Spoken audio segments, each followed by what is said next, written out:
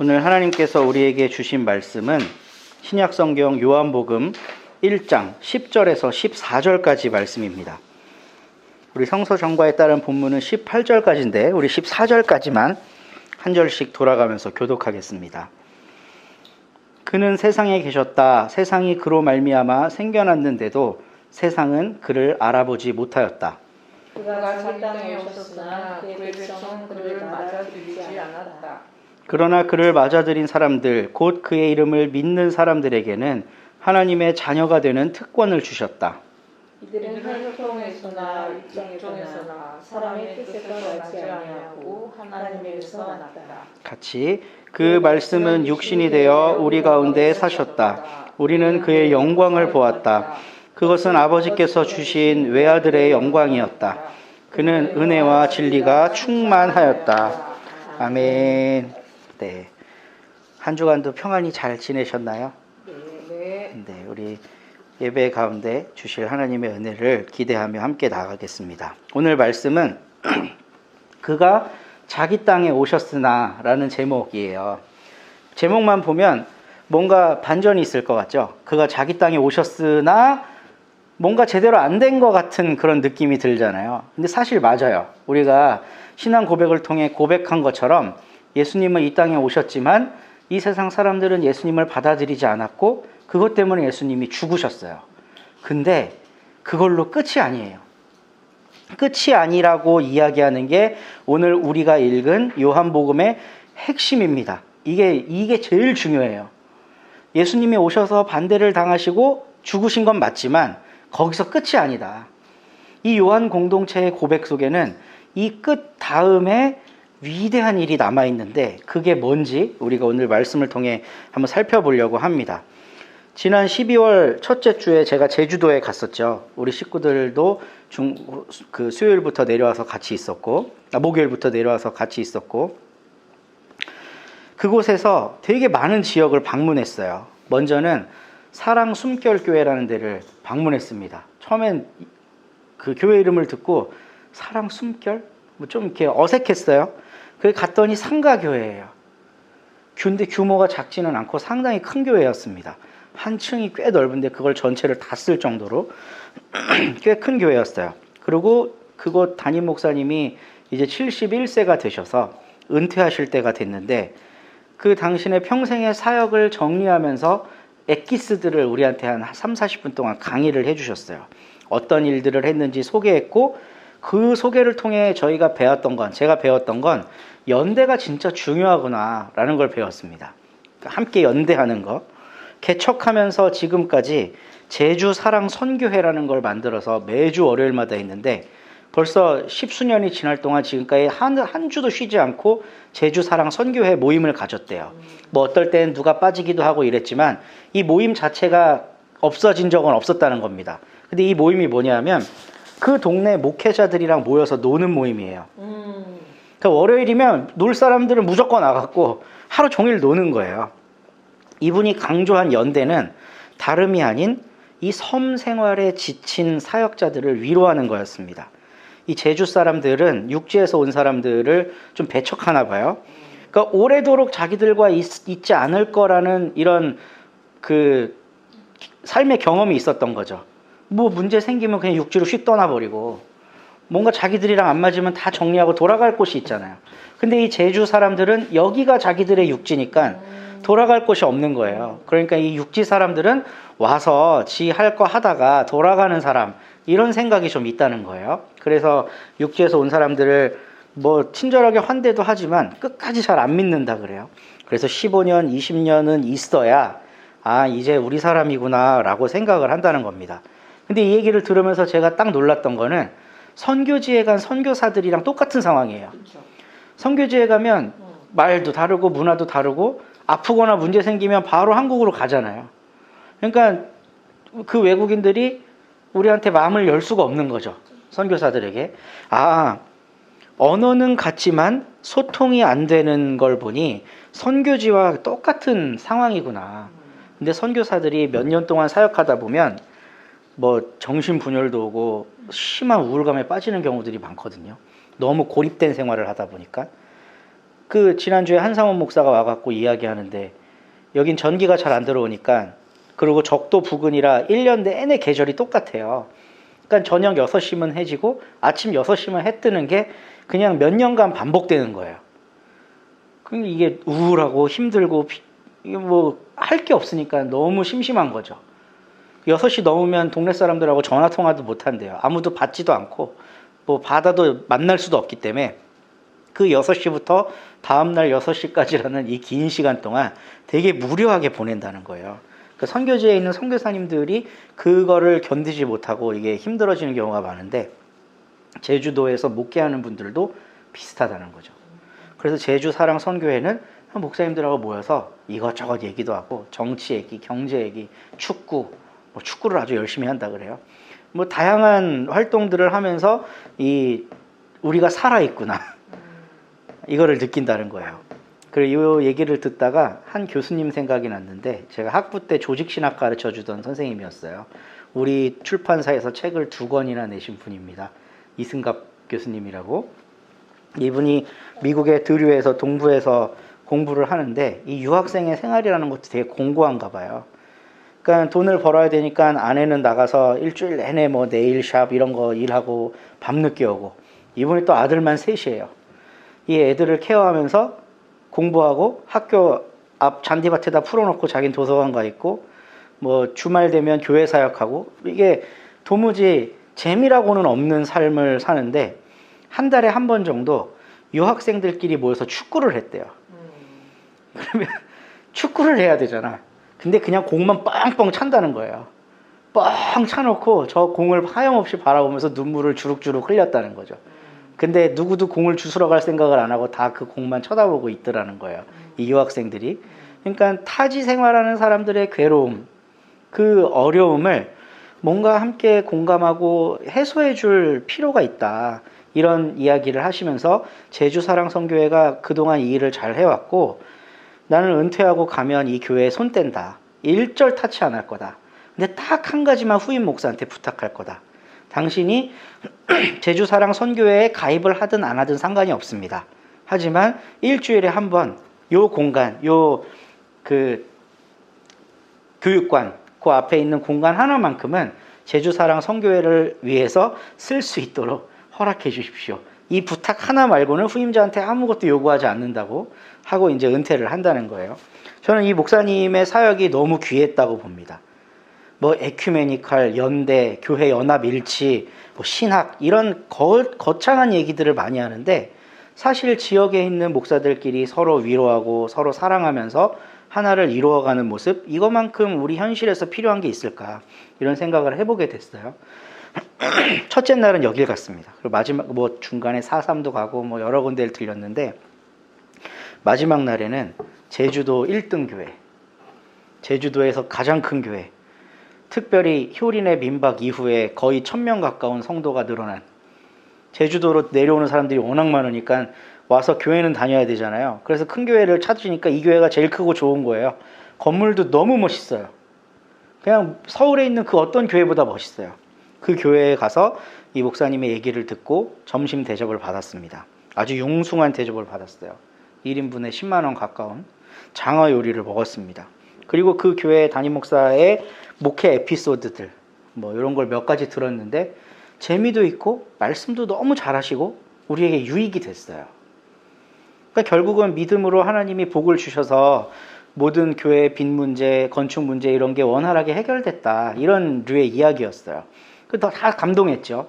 아, 이렇게 큰 교회 목사에게도 고초가 있고 이런 힘든 과정들이 있었구나 라는, 이런 우리가 공감대가 형성이 됐어요.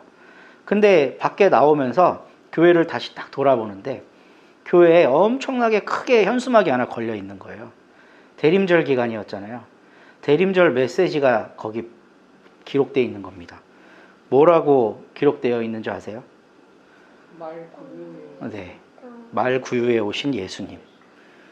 오늘날 교회에 말구유에 오신 예수님이 있을까? 아니, 그 교회에 말구유가 어디 있을까? 아무리 찾아봐도 없어요. 심지어 작은 교회들에 가도 말구유는 없습니다. 우리 교회에도 말구유는 없죠. 예수님이 다시 이 땅에 오신다면 여기서 태어나실까? 너무 부끄러워졌어요. 너무 부끄러워졌어요. 비단 큰 교회를 비판하려고 하는 얘기가 아니라 우리들의 교회 한쪽에 구유가 놓여져 있는가, 예수님 오실 만한 그런 환경이 있는가, 이런 걸 생각해 보니까 참 한국 교회가 부끄러워지더라고요. 오늘 본문 말씀으로 들어갈 텐데요. 오늘 본문은 요한복음의 머릿말이에요. 음악으로 치면 전주라고도 할 수 있습니다. 찬송가 반주할 때 전주 딱 나오면 그 찬송가가 뭔지 알죠? 이 전주에는 앞으로 내가 무슨 노래를 부를 거다, 이게 다 들어있는 거예요. 그쵸? 그러니까 전주를 들으면 이 찬송이 뭔지 알 수가 있어요. 그만큼 머릿말이나 전주가 중요한 게 그 안에 앞으로 펼쳐질 모든 것이 압축적으로 담겨 있기 때문에 머릿말이 중요해요. 그래서 책을 읽으실 때도 이제 시간이 없거나 힘들면 머릿말만 차곡차곡 잘 읽고 이해를 해도 그 책의 절반은 이해한 거라고 볼 수가 있습니다.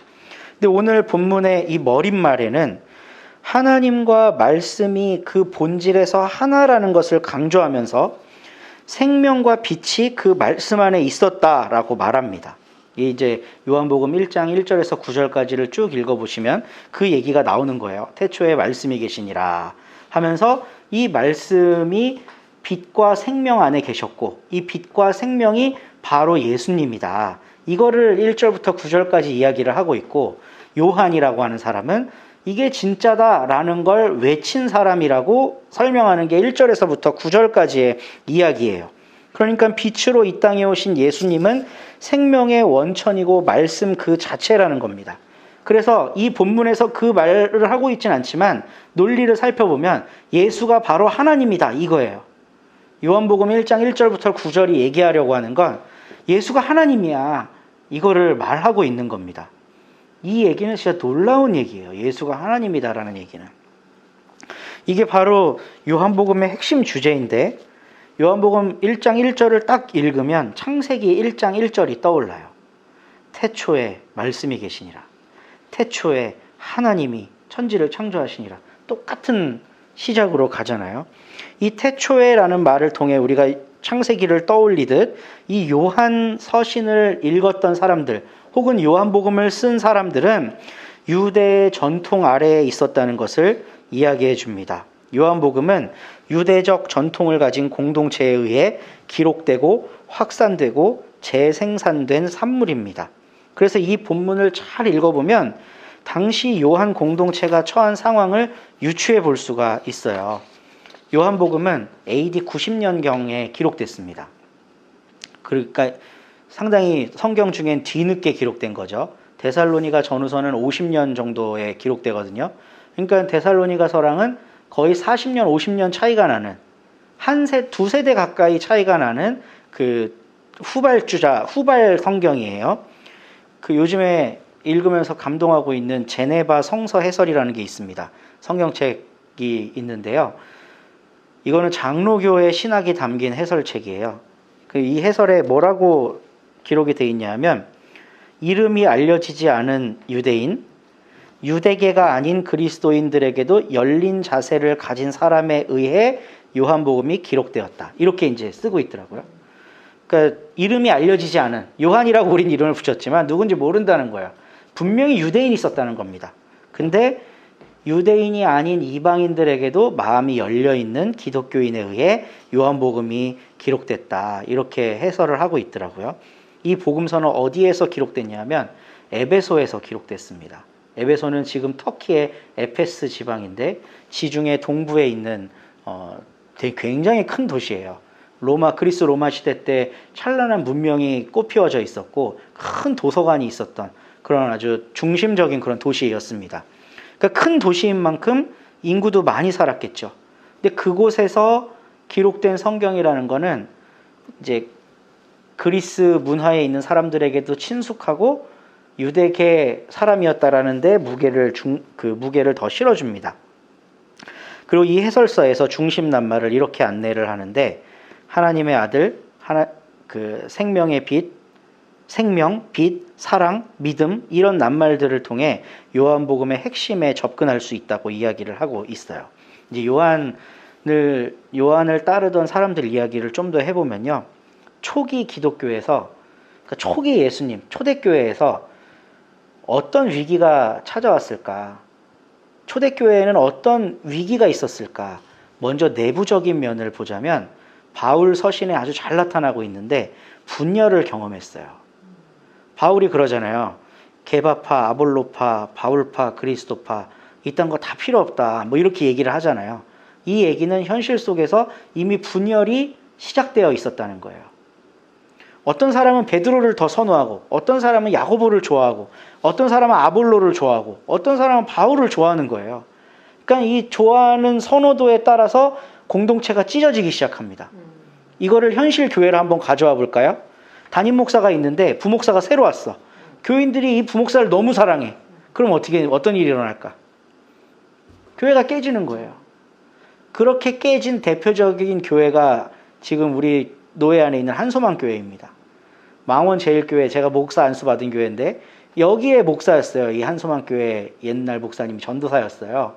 근데 거기에서 알파라는 프로그램을 해갖고 자기를 좋아하니까 성도 몇백 명이랑 같이 나와갖고 세운 교회가 한소망 교회예요. 그러니까 교회에 파가 생기면 교회는 분열을 경험하게 되고, 이 분열은 몸이 잘려나가는 것과 같은 아픔입니다. 교회에 있어서는. 교회가 쪼개져. 우리가 함께 있었던 이 마포교회도 사실상 겉으로만 하나지 속에 쪼개져 있잖아요. 이게 얼마나 괴로워요. 목사를 앞세워서 지지하는 파, 목사 반대파, 원로 장로파, 시무장로 중에 누구 편 이렇게 마음이 나뉘어 있으니까 이게 뭐 예배가 예배인 건지, 예배 드리면서도 계속 딴 생각하는 거지. 누구 미워 죽겠는 것만 생각하는 거예요. 그러니까 교회가 분열을 경험하면 그만큼 아플 수밖에 없습니다. 근데 초대교회는 그 시작부터 분열이 있었다는 거예요. 그러니까 아픔을 겪었다는 거죠. 근데 이 아픔만큼이나 또 아팠던 것이, 원래는 예수교가 유대교의 한 분파였어요. 유대교 안에도 여러 분파가 있습니다. 에세네파, 젤로땅, 바리새파, 사두개파 이런 파들이 있어요. 유대교 안에도. 그러니까 이 사람들이 서로 신학도 다르고 뭐 다를지언정 하나의 유대교라고 믿었던 거예요.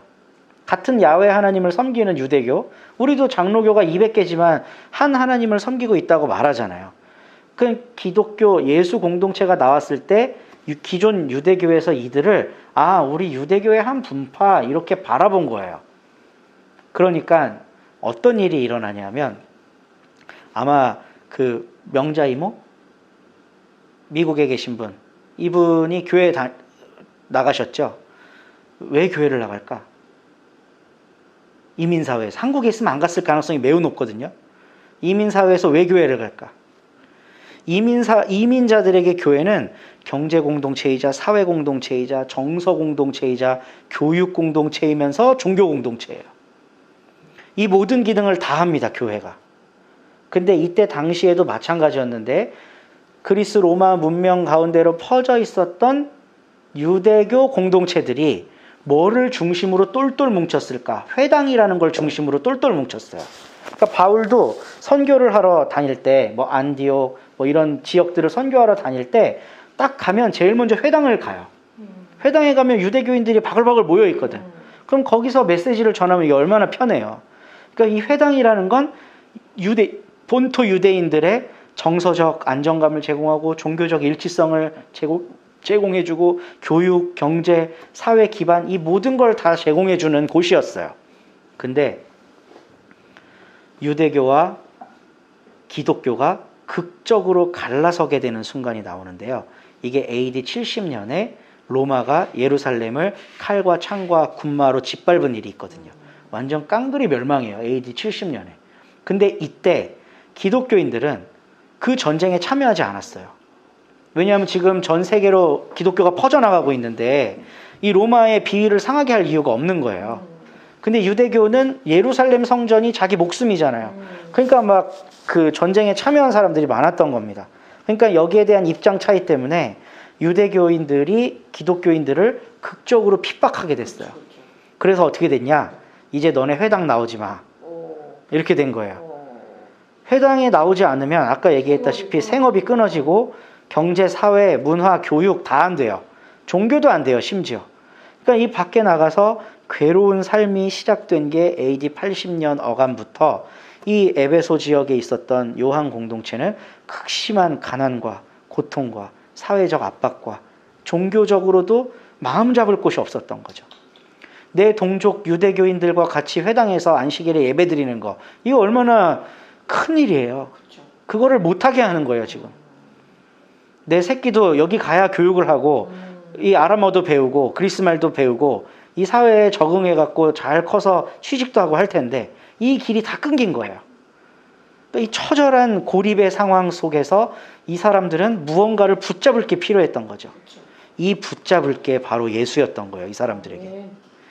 저는 이 고백이 진짜 이게 엄청난 거예요. 완전한 고립 속에 예수를 붙잡았다.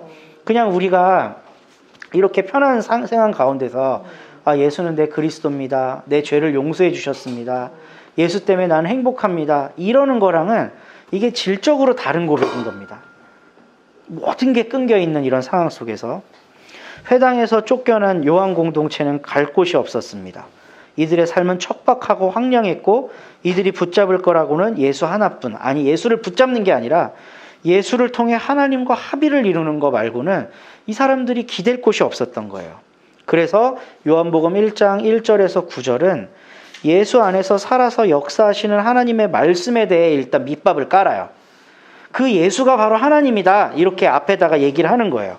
하나님 안에 생명이 있고 그 생명은 사람들의 빛이라고 3절 4절에 이야기합니다. 이게 중요합니다. 이게 밑밥인데 이 생명이 그냥 빛이다 아니라 이 생명이 사람들에게 빛이라는 거예요. 생명의 빛이 세상을 비추지만 어둠은 그 빛을 깨닫지 못한대요. 그래서 10절 11절에 이런 말씀이 나오는데 우리 같이 한번 읽어보겠습니다. 그는 세상에 계셨다. 세상이 그로 말미암아 생겨났는데도 세상은 그를 알아보지 못하였다. 그가 자기 땅에 오셨으나 그의 백성은 그를 맞아들이지 않았다. 아멘. 이 얘기를 저는 처음에는 그냥 유대교 놈들은 예수님을 안 받아들였네 이렇게만 생각을 했어요. 근데 이 말씀을 계속 묵상을 하다 보니까 그 얘기가 아니더라고요. 자기들의 쫓겨난 상황을 얘기하는 거예요. 유대인들이 나를 안 받아주는 거야. 우리의 상황과 예수의 상황을 일치시키고 있는 거예요. 이게 뒤에 가면 그 답이 나오는데요. 12절, 13절 한번 읽어볼까요? 그러나 그를 맞아들인 사람들, 곧 그 이름을 믿는 사람들에게는 하나님의 자녀가 되는 특권을 주셨다. 이게 누구예요? 자기들이에요, 지금. 이 12절 말씀이 자기들을 얘기하는 거예요, 지금. 예수를 맞아들인 사람이에요, 자기는. 왜냐하면 지금 유대교 회당에서 축출당해서 아무것도 잡을 게 없잖아요. 그러니까 이들은 예수만 받아들인 거예요. 그 이름을 믿는 사람에게는 하나님의 아들, 딸이 되는 특권을 주셨대요. 그리고 13절, 이들은 혈통에서나 육정에서나 사람의 뜻에서 나지 아니하고 하나님에게서 났다. 이들이 누구예요? 자기들이죠. 이 쫓겨난 사람은 혈통적으로는 뭐죠?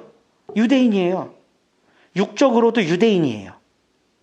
사람의 뜻으로 보면 유대교 회당에서 같이 지지고 볶고 살아야 될 사람들이에요. 근데 자기들은 그런 사람들 아니다라고 지금 얘기를 하고 있는 거예요. 자기 민족과 자기 정체성과 자기의 자기됨을 부정하고 있는 겁니다. 우리 유대교 아니야. 우리 유대인 아니야. 이러고 있는 거예요, 지금. 우리는 하나님 편이야. 우리는 하나님하고 하나 될 거야. 어떻게? 12절 말씀처럼 예수를 맞아들임으로써, 예수를 우리 안으로 모셔들임으로써 우리는 유대인도 아니고 유대교인도 아니고 하나님의 자녀 될 거야. 이렇게 자기들 얘기를 하고 있는 겁니다. 그리고 이 말씀의 하이라이트, 결론이 14절 말씀인데요. 이거 같이 읽겠습니다. 이 말씀은 육신이 되어 우리 가운데 사셨다. 우리는 그의 영광을 보았다. 그것은 아버지께서 주신 외아들의 영광이었다. 그는 은혜와 진리가 충만하였다. 아멘. 말씀이 육신이 된 게 예수님이죠. 그분이 어디에 사셨다고요? 우리 가운데. 지금 이 상황을 다시 한번 생각해 볼게요. 동족인 유대교인들로부터 회당에서 축출당했어요. 회당은 유대의 피를 가지고 사는 사람들의 삶의 터전이자 종교 행위의 공간이자 교육과 사회와 경제 모든 걸 해결하는 공간이에요. 거기서부터 쫓겨나서 미래를 상실당했어. 죽어야 돼 그냥 이제. 본국으로 돌아갈 수도 없어. 비행기 표값이 없어갖고.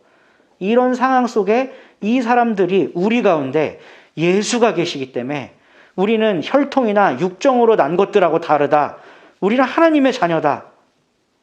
이 신앙 고백이 얼마나 위대한가. 오늘 말씀 제목을 그가 자기 땅에 오셨으나 라고 이야기를 했잖아요. 예수님은 오늘도 이 땅 가운데 오고 계십니다. 근데 이 요한 공동체처럼 처절한 자기들의 삶 가운데 예수를 모시는 것 하나만으로 그것이 자기들의 종교적 안정감이 되고 삶의 기반이 되었던 이 사람들의 신앙을 우리가 본받을 수 있었으면 좋겠어요. 우리는 예수 말고 의지할 게 너무 많잖아요. 사실상. 안락한 거처가 있지요. 뭐 회당 안 가도 되잖아요. 우리 다 잘 먹고 잘 살고 있잖아요. 이래서 이 신앙을 잃어버린다는 거예요. 말씀이 육신이 돼서 내 가운데 거한 게 진짜 기쁨이 되고 소망이 되는 걸 우리는 못 느끼고 있다는 거죠. 말로는 알죠. 머리로도 알고. 전하는 저조차도 머리로 알고 신학으로 알지만 이걸 삶으로 지금 경험을 못해. 요한과 같은, 요한 공동체와 같은 처지가 돼보지 못했기 때문에. 그런데 성경이 위대한 것은 우리가 깊은 기도 가운데 말씀을 묵상하는 가운데 이들의 감정을 공유할 수 있다는 거예요. 아, 이 하나님을 믿고 예수를 받아들이는 게 이런 거구나 라는 걸 성경 말씀을 통해 우리가 알게 될 수 있다는 거죠. 그래서 참 이 성경이 참 귀하고 올 한 해 동안 우리가 이 성경 말씀을 붙잡고 이 안에서 하나님을 만났던 사람들의 그 감격을 우리도 우리 삶에서 되풀이할 수 있었으면 좋겠어요. 서두로 다시 돌아가서요. 우리 삶에 말구유가 필요하구나. 말구유가 있는 사람, 그 공동체가 예수의 생명, 말씀으로 오시고 빛으로 오신 그 예수를 제대로 바라볼 수가 있겠구나. 예수님이 이 땅에 오셨으나 그분과 아무 상관없이 그냥 내 유익한 대로만 살아가는 사람들이 참 많은 이 세상 속에, 교회마저도 다 그렇게 살아가는 이 세상 속에서 내 삶의 말구유를 준비해두고 이 요한 공동체가 가지고 있었던 신앙을 우리 삶에 재현해 봐야 되겠구나. 이런 결단과 말씀으로의 삶의 투신이 우리들 가운데 있기를 주님께 소망하며 오늘 말씀을 맺습니다. 이 시간 이 말씀 따라 사는 동안 함께 찬양하면서 결단하겠습니다.